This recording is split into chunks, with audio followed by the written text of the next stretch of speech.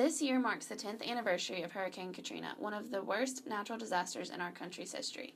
Thousands of people in New Orleans and along the Mississippi Gulf Coast lost everything, and communities looked for ways to reconnect.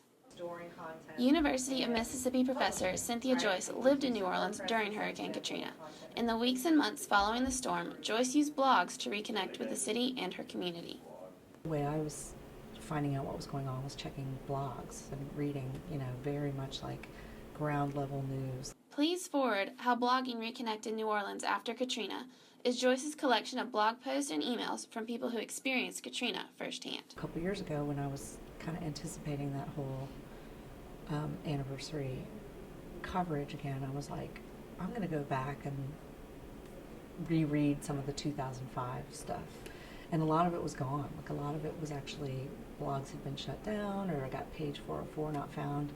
And I realized, I was like, oh my gosh, a lot of that, I kind of assumed that the web would be this time capsule and that stuff would be forever and I'd be able to kind of just dial right back into it. And I couldn't. In a lot of cases, it was, that whole text was gone. Joyce wants readers to fully understand how deeply Katrina impacted the people of New Orleans.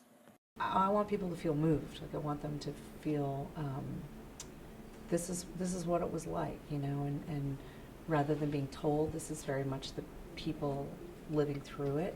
This is kind of a collective diary at that time. Joyce is signing copies of her book tonight at 5 p.m. at Off Square Books.